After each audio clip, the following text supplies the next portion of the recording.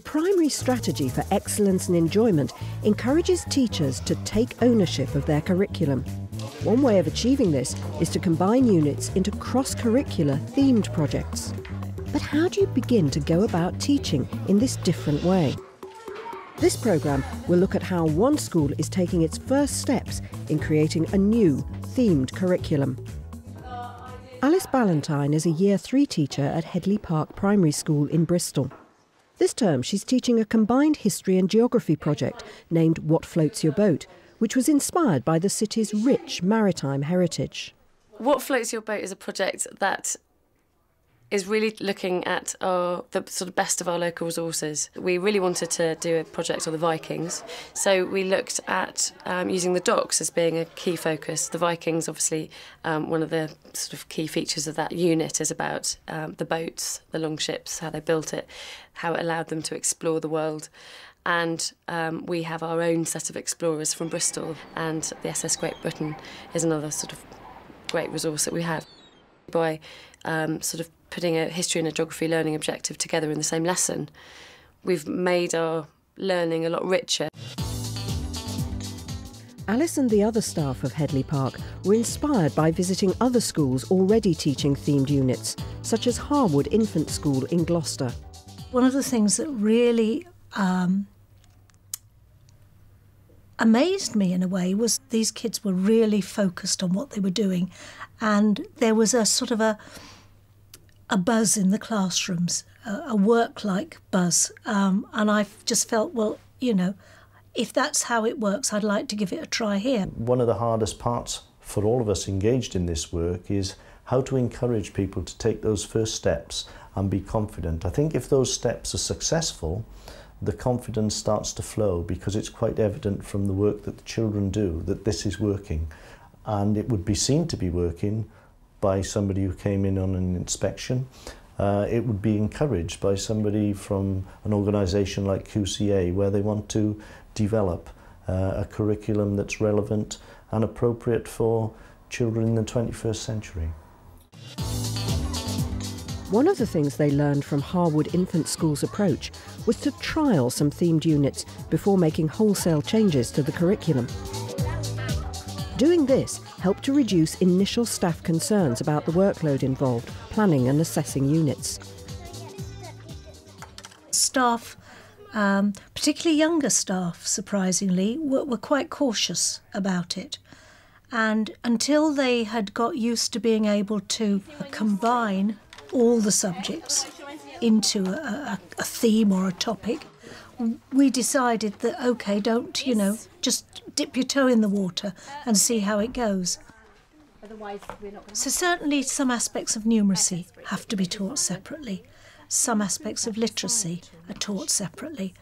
However, teachers are saying to me, actually, if we do this theme again, we know better ways of integrating the subjects. So it isn't a hard and fast decision, it's what seems to work at the time.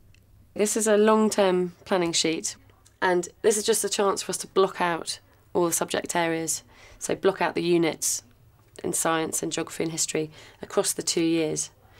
We might teach Year 3 and Year 4 units in conjunction with each other because they fit nicely. So for instance, last term it was a very science-heavy term. This term has been much more history and geography, and then the next term will be science and geography. So we might not have the same sort of balance of subjects across each term, depending on the topic. Oh, you can make it move. The detailed planning for such complex cross-curricular themed units is seen as best done by sharing the workload with other members of staff. It's been very useful to take it on as a whole school, because we've all felt sort of in the same boat with regards to our planning and assessment. Certainly I've found that really useful, to work with much more experienced teachers on a project which is involving the whole school. It's been really, really useful. I mean, really, it's gone full circle to back where I started from.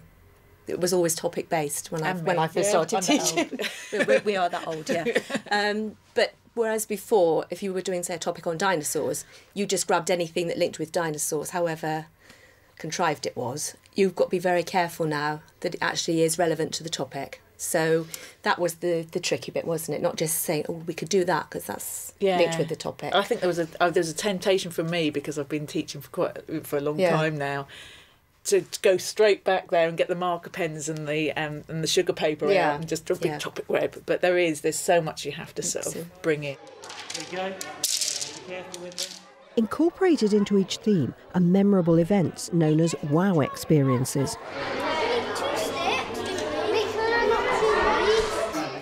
What Floats Your Boat has already included a trip to Bristol's docks, a visit from a real-life Viking, and this workshop run by a professional architecture team where pupils are building their own Viking longboat in the school hall.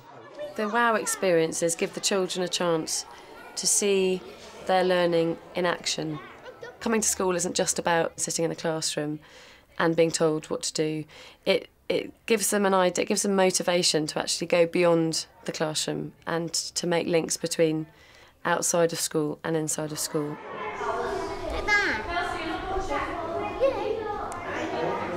It's too big. It's too big. Close in. Wow, wowzers!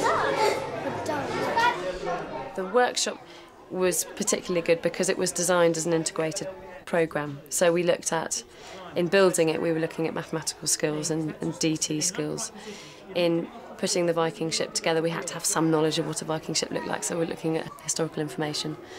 We used our geographical knowledge to sort of think about where they might be going. We used some drama skills. So in itself, it was a very nicely integrated package, which sort of reinforced all the things that we're trying to do here. Once the boat has been built, the class sets sail for far and distant lands, but must beware the icebergs. They needed someone to spot the icebergs. So Georgina, every now and again, is going to shout iceberg at the top of her voice. Becoming a Viking is a hazardous occupation, with those not keeping pace thrown overboard. Last one coming up. Off he goes. Push. Someone take his sword.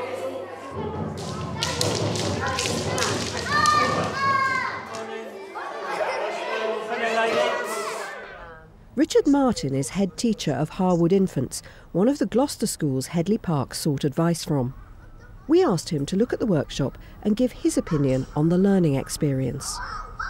It's a good way of teachers putting together an experience for children to learn and to get from it, working together, having some feeling of what it's like to construct a boat, though I suspect that boat would have a job floating. But it served the purpose in that particular activity. What might have been like to have been on the boat? Smells, what might it have smelt like on the boat, do you think? People might have died on there. People? Might have died on Oh, there. they might have done, absolutely. Yes, they might have died in there. Might have to kind of been thrown overboard like a few of you just a minute ago. So this has brought alive all of our learning, hasn't it? You are sitting in the ship. You are the Vikings, aren't you? Olaf and Eric and all those people you've been writing about. This workshop did involve a cost, but there are lots of local resources that can be used to create these memorable events. What an exciting morning we had, children. Teaching using a theme grants flexibility in Alice's timetable, allowing her to expand on activities which demand more time, without the worry of squeezing everything into a set lesson. First thing after lunch, Alice uses some of this extra time to review the longboat experience, asking the children to brainstorm some cross-curricular links. How does what we did this morning link to our learning? It was linking because we made a boat out of the materials. Excellent.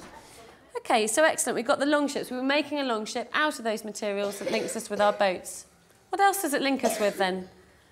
Links us with the boats, but what else does it link us with? The Vikings. Thank you, the Vikings. That's quite a big one, isn't it?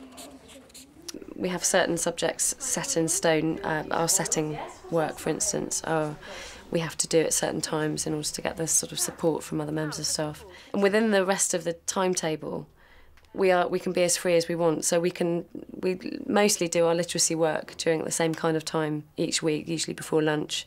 So it's not that different to how we used to do it. But it does mean that we could leave what we did before lunch and carry on with it after lunch if we wanted to.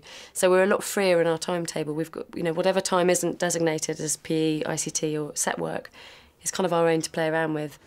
What we're going to do, what we're learning to do this afternoon is we're reviewing and reflecting on our morning's activities. And the way that we're going to do that is to produce a mind map of how our architecture workshop fits in with our project. And we've looked at that already. We're going to draw a picture of you in the Viking longship. It hasn't felt like a big risk to do what we're doing. It's felt exciting, it's felt daunting, and it's at times been quite exhausting. But it hasn't felt like a risk. It feels like the right thing to do for the children. The children have really taken it on in a very enthusiastic way. We're relying on their sort of independent research skills a lot of the time, and it's a chance for certainly children in our age group, year 3 and 4, to really develop those research skills. So they've really taken it on because they've been able to. They've given the skill, they've been able to look at the content in a slightly different way. Well, when we do our project, it's everything's involved, but when we do lessons that aren't to do with the project, it can be about almost anything. I like the projects because it's more fun than maths and English, and colouring in the projects as well. You get to do new stuff, and you can talk it out and stuff. I like the project work because it's really fun, the wow experiences and going on trips and things. And I don't like the things because it takes up most of our time doing it.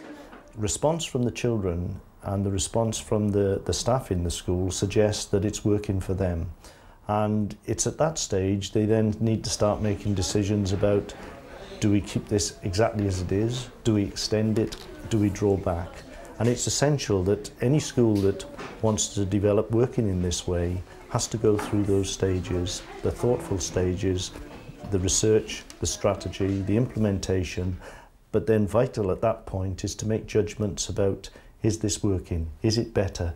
I can't see teachers certainly wanting to go back to the way they were teaching before. So I think it will continue. I think it'll also improve because as they do the topic the next time, they'll build on what they learnt. This piece of work will go in our project book to remind us of the experience we've had today. Now, I want to have a quick discussion and see if there's anybody who has created a link in their learning. On materials for the SS Great Britain, I put metal and iron. Iron, it was the kind of material that they used to make it, didn't they? Did you do that as well? Oh, not unique, but a nice idea. I thought of pretending there was real icebergs, and it was linked to using my imagination. Good. Now that Alice has been teaching themed units for a year, what are her views on this approach? What I've found in the last year, although it's been quite high pressure and quite hard work, it's been very liberating in terms of my teaching and in terms of the children's learning. So I'm very happy to stay with what we've got. Developing this sort of work, the very closely structured planning that underpins it is very arduous. It's very time consuming, but I think for teachers who get involved in this sort of work, there's a real fulfilment. They really feel that it's making a difference to the lives of young people, but also making a difference to their lives.